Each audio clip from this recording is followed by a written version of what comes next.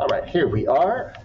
Happy Monday, February 1st. Can you believe January is gone? Poof, just like that. It seemed like it was just Christmas and New Year, and we came back to school a week ago, right? But here we are, start of February. So I will think and connect to prior knowledge, read and focus on register and tone, and keep thinking about, well, remember, this guy is writing for a men's magazine. I had a few people on the discussion from Thursday telling me that they thought his tone was more formal. He was more of a formal register. He wrote in complete sentences. He didn't use a whole lot of slang.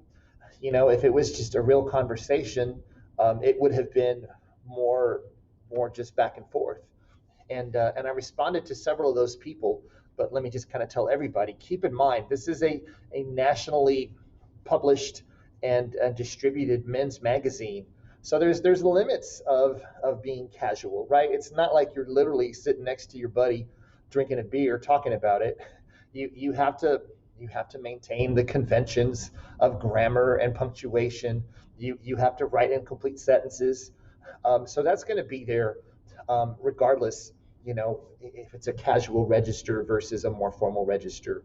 But if you think about the topics, you think about the things that he focused on, the funny little jokes, sexual innuendos, it's like it's guy talk. And I think that's part of what made it fun to read, beyond the sense of mystery and surprise that he brought to meeting these people and understanding how their lives work. So just keep that in mind. So for today, like I said, we're going to finish. We're going to read part 2. And of course, continue to build that mindset, right? I will do the work now. And if your brain says, no, I can't do it, yes, you can. You have to talk back to that negativity. And that's why we're going to do our positive affirmations here in a minute. So we will read, let's delete that. We will read and think about the intended audience and how the tone affects them.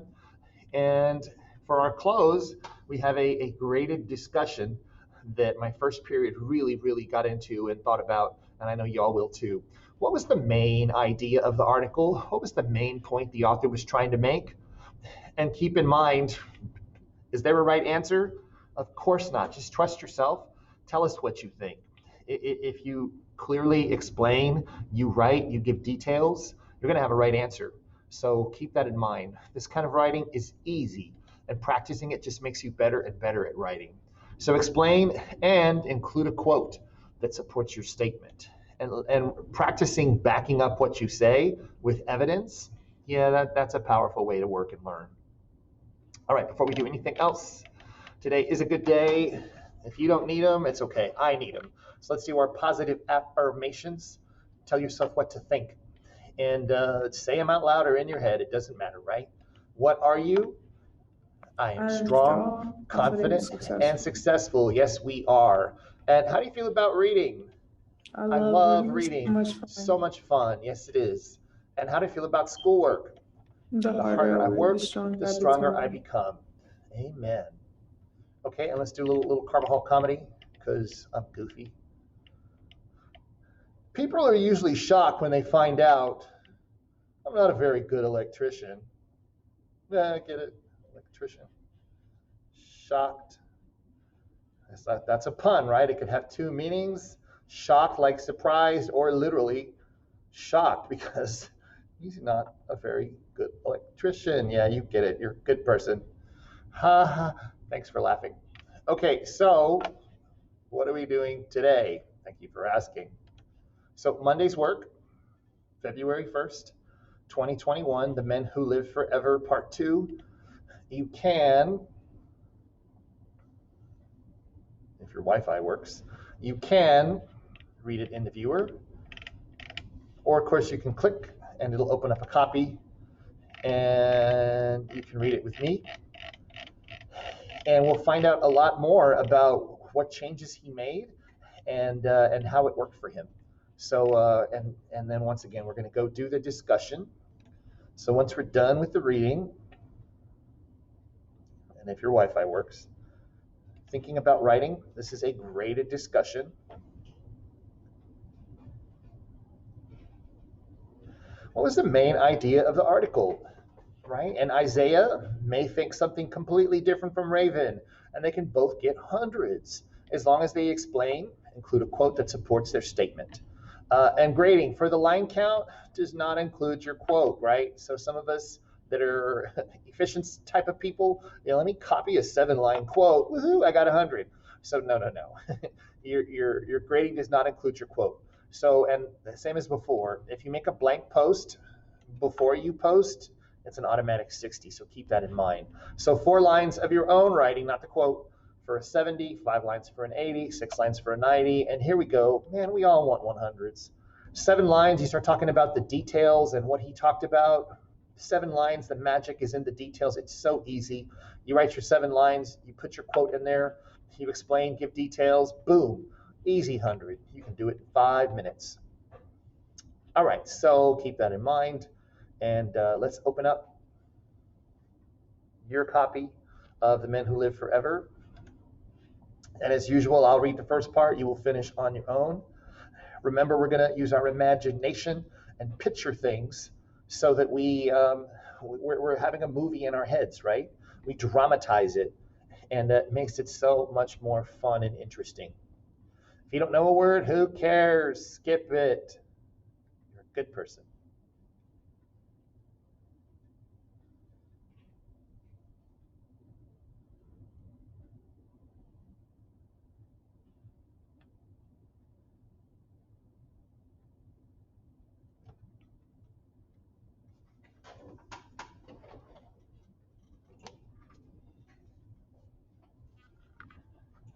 All right, I'm going to stop screen sharing, open up your own copy so that you don't have to switch in the middle when I stop. And let's get started. All right, are we ready? Good. The Men Who Live Forever, Part 2. In the hills of Mexico, a tribe of Indians carries an ancient secret, a diet and fitness regimen that has allowed them to outrun death and disease. We set out to discover how the rest of us can catch up. By Christopher McDougall, September 14, 2006. The Men Who Live Forever, Part 2. And we'll pick up with the last few lines of Part 1. And Caballo says, right, why don't you go home? Caballo suggests, try leaping into the pool and then see what happens on race day, right? 1 year from the end of Part 1, he's going to try and run a 57-mile race through the desert. And at that point, right, he's like, I can't run more than 5 miles without starting to have injuries. Thus begins my year of living tarahumarically. The whole experiment will live or die by cartilage. If I can't find a way to ramp up my running miles without being leveled by injuries, then this race is over long before the starting line. So I call Eric Orton, an ultra sport coach in Jackson Hole, Wyoming, who specializes in the long stuff, like the Ultraman, a double Ironman, and Desert Rats, Race Across the Sands, 6-day foot race. Orton is also fascinated by the Tarahumara's legendary endurance and grills me for details of my trip. He then echoes Caballo's advice, lose the shoes. Orton is part of a growing movement of free your feet rebels who believe it's not running that causes injuries, but running form and economy of training. One of the more vocal and surprising members of this group is Gerald Hartman, PhD, an exercise physiologist who works with the world's greatest marathoners and also consults for Nike. According to Hartman, the vast majority of running-related foot injuries are a result of too much foam-injected pampering. Running shoes have become so super cushioned and motion controlling, they allow our foot muscles to atrophy and our tendons to shorten and stiffen. Without strength and flexibility, injuries are inevitable. The deconditioned musculature of the foot is the greatest issue leading to injury, Hartman explains. If I give you a collar to wear around your neck, in 4 to 6 weeks, we'll find 40 to 60% atrophy of musculature. That's why this emphasis on cushioning and motion control makes no sense. One of Hartman's star clients, marathon world record holder Paula Radcliffe, has been training in the Nike Free, a new minimalist slipper designed to mimic the range of motion of a naked foot. Alan Webb, America's best miler, also works out in the Free. Webb had been hobbled by foot injuries early in his career, But after he started barefoot exercises, his injuries disappeared and his shoe size shrank from a 12 to a 9. My foot muscles became so strong, they pulled my arches up, says Webb. Wearing too much shoe prevents you from tapping into the natural gait you have when landing on the ground. Perhaps this is what I had witnessed while trying to keep up with Alejandro. Watching him run, I was surprised to find that instead of long galloping strides I'd expected, he never stretched out his legs at all. He kept his knees bent and his forefeet padding down directly under his body, as if he were riding an invisible unicycle. What a great image. Can you all picture that in his mind, the way he runs? Let me read it again. He kept his knees bent and his forefeet padding down directly under his body, as if he were riding an invisible unicycle. Exactly, says Ken Merck, an exercise physiologist and the creator of the barefoot modeled evolution running technique. That's why they don't get hurt. Merck believes there is a perfect Tarahumara-like foot strike that can guarantee you will run longer and faster and drastically reduce your chance of injury. The key is to stay off your heel and to use your leg as a piston-like shock absorber. You wouldn't jump off a ladder and land on your heels, right? Merck says. Same with running. If you land on your heel, your leg is straight, and the impact is smashing into one joint after the other. If you land on your forefoot, however, with the leg bent, it absorbs shock using elastic tissue instead of bone. Orton, the ultra sport coach, uses unconscious instinct and visualization for proper form, and 3 easy steps to perfect it. Imagine your kid is running into the street and you have to sprint after her in bare feet, he says. That's the visual. You'd automatically lock into perfect form. You'd be up on your forefeet with your back erect, head steady, arms high, elbows driving, and feet touching down quickly on the forefoot and kicking back towards your butt. And then, to build the strength and balance to maintain that form over long distances, use the heel, hips, and hills principle. 1, wear the most neutral, low-heeled running shoe that feels comfortable. 2, keep your hips dead under your shoulders and dead above your feet. 3, use big hills to iron out the rest of the wrinkles. You can't run uphill powerfully with poor biomechanics, Orton says. Just doesn't work. If you try landing on your heel with a straight leg, you'll tip over backward. But for a technique that's supposed to be natural, I find barefoot style running awkward.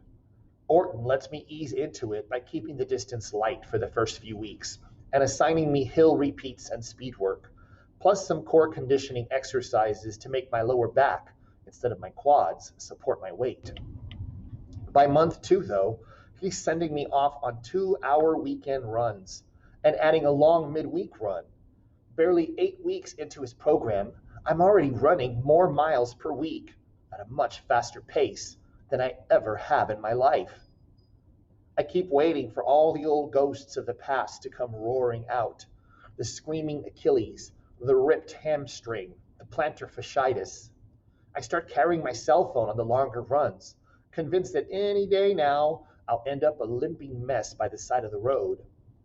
Whenever I feel a twinge, I run through my diagnostics. Back straight? Check. Knees bent and driving forward? Check. Feet landing under the hips? There's your problem, rockhead. Once I make the adjustment, the hot spot eases and disappears. By the time Eric bumps me up to 5-hour runs, the ghosts and the cell phone are forgotten. Last year, a 32-year-old Seattle physical therapist named Scott Jurek pulled off a stunt that was, by conventional thinking, just this side of impossible. First, he won the Western States 100, the most prestigious and hotly contested ultramarathon in the world. 2 weeks later, Jurek descended from the freezing mountains to Death Valley, one of the hottest places on the planet, and not only won the Badwater Ultra, but broke the record, racing 135 miles in just over 24 hours in temps that were north of 120 degrees Fahrenheit. Imagine San Antonio in the summer when it gets to about 105, and then add 15 degrees to that, right? That's how hot it was. Can you imagine running 135 miles for 24 hours straight? Crazy. All right, let's keep going. Judging by Olympic marathoners who take at least 4 months between races, or pro football players who get a week's rest for 16 minutes of on field time, there is no way Jurek's wasted muscles should have been able to rebuild that fast. But they did, and without a speck of animal protein to help. Since he went vegan 8 years ago, Jurek has won Western States an astounding 7 years in a row. I used to eat at fast food joints 3 times a week, Jurek says. I went vegan before I won Western States the first time, and I was worried I'd be too weak. But I found that I actually feel better because I'm eating foods with more high quality nutrients. If any runner in the world shares the Tarahumara's ultra running ability, it's Jurek. And he believes it's no coincidence that he also shares their approach to eating. By basing his diet on fruits, vegetables, and whole grains, Jurek says, he's deriving maximum nutrition from the lowest possible number of calories. So his body isn't forced to carry or process any useless bulk. And because carbohydrates clear the stomach faster than protein, it's easier to jam a lot of workout time into his day, since he doesn't have to sit around waiting for a meatball sub to settle. It actually isn't surprising that Jurek hasn't suffered muscle loss or recovery problems, since vegetables, grains, and legumes of the right variety and quantity contain all the amino acids necessary to build muscle from scratch. Plant sources can be as powerful as meat sources, says Nancy Clark, MSRD, a nutritionist and the author of Nancy Clark's Sports Nutrition Guidebook.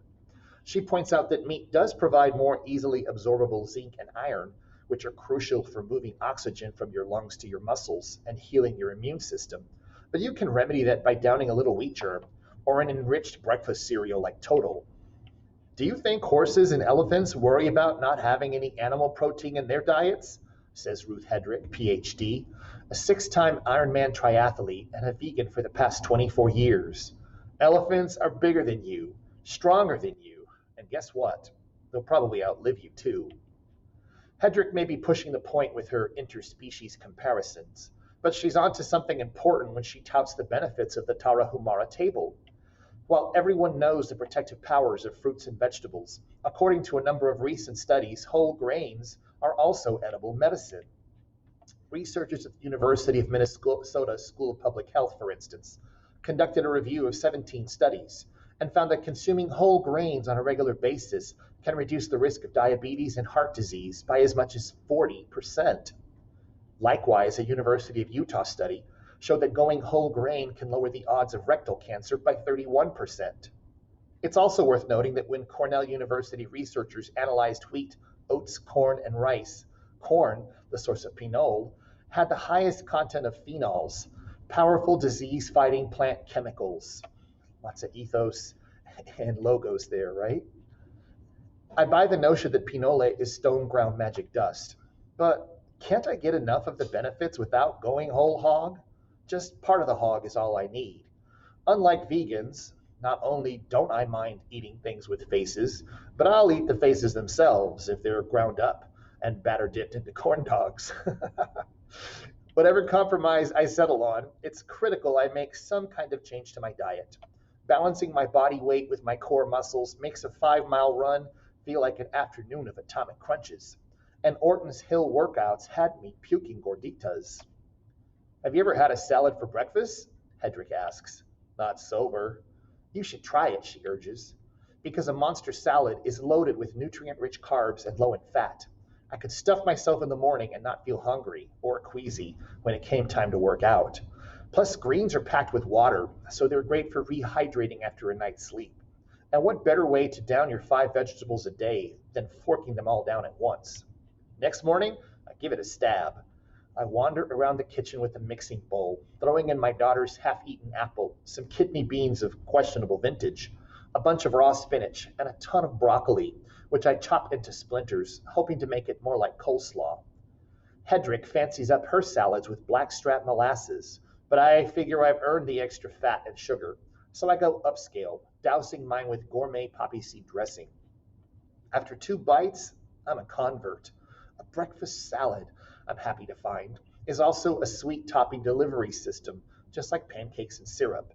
It's far more refreshing than frozen waffles, and best of all, I can cram myself till my eyes are green and still shoot out the door for a workout an hour later. 12 months have come and gone, and only now, at mile 42 of a race I never really thought I'd be able to run, I make my big mistake when I allow another guy to drink my water instead of his own urine. Oops. Yes, urine. All right, we're at the top of page 6. Find out what happens and how he does in this race.